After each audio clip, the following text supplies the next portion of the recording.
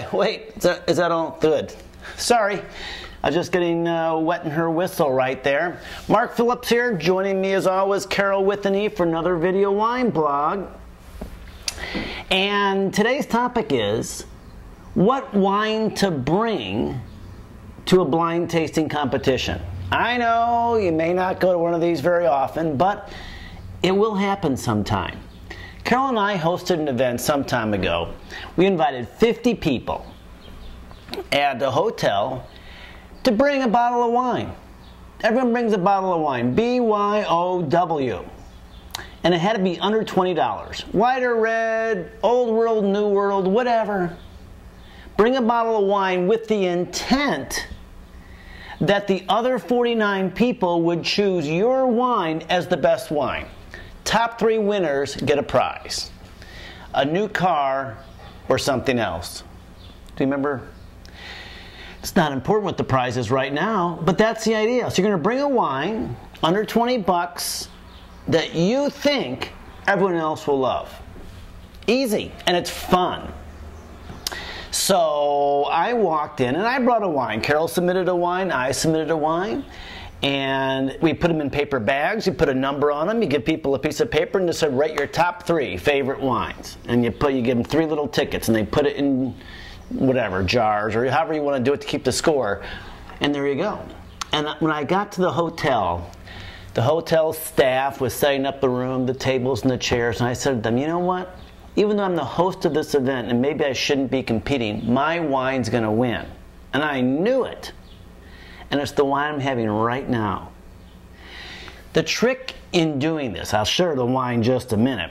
The trick in bringing a wine to win a wine tasting, blind tasting party thing, competition, is to bring a New World red. A white, you brought a white, didn't you? Yeah, and that's just not, and she didn't understand. Now she gets it. Why did you do that? Oh, yeah, the dessert wine. Thinking the sweet one, that's all right. Not a bad move, but did your wine get in the top 3? No. It's 5th. All right, that's not bad. Out of 50, that's not bad. So here's the routine. My sister, bless her heart, Alita's her name. You think it's been a curse for her having a name like Alita? I don't know. Anyway, so Alita is a chili cook-off competitor and judge. And when she's judging, at the very end of a chili cook-off, there are like 10 finalists. And the judges taste the 10, and usually the one that wins is not necessarily the best one, but the one that stands out the most. Because you're getting so tired, chili after chili. Come on, how different can it be? You know, because they limit the number of ingredients you can put in and stuff. They all kind of taste the same, and you're exhausted after a whole day of tasting chili. When one stands out, it usually is the winner. And in wine tasting, it's the same thing. I've been a judge for many years, and you taste so many wines, your palate gets tired. And when one stands out, a wine jumps out, you go, wow, what's this? And even though you may not like that wine better than the others, it stands out and gets your attention, often they get higher marks.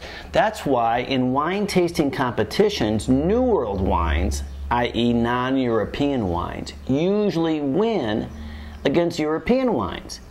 Because New World wines are more fruit forward, they stand out more than European wines. So it's really an unfair competition when you put New World against Old World in these tastings, like the tasting of Paris when the Stag's Leap or whatever won, you know, something. Come on. It's not really apples to apples right there. But I'm not talking about that right now, not really. So when you bring a wine to one of these competitions, you got to bring a New World red if you want to win. And I chose this wine right here. I told the hotel staff that I was going to win, and I did win. I won in a landslide. Thorne Clark, so I got something in my eye right here. Thorne Clark Shotfire Barossa Shiraz, Australian Shiraz. Big, powerful red wine. Really fruit forward. But I like about this wine, and I just had this again a couple nights ago, is that it also has some depth to it. It's not just a big fruit bomb, that becomes uninteresting after one glass, after one sip for me.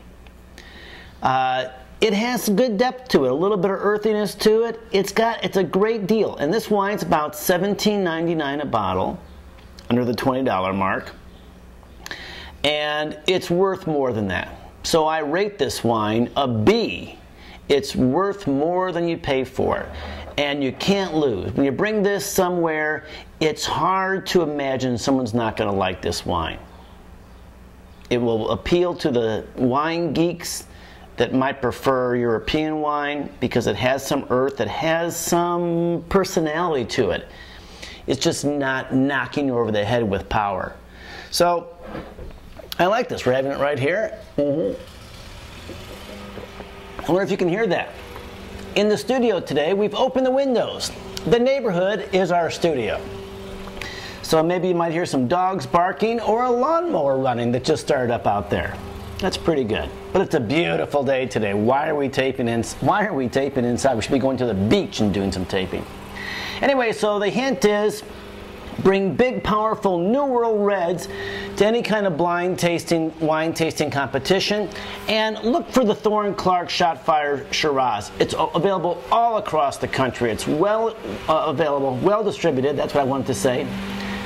And it's worth more than the $17.99 that you'll be spending on it. Okay, that's all. Anything else? The lawnmower's running. See you later.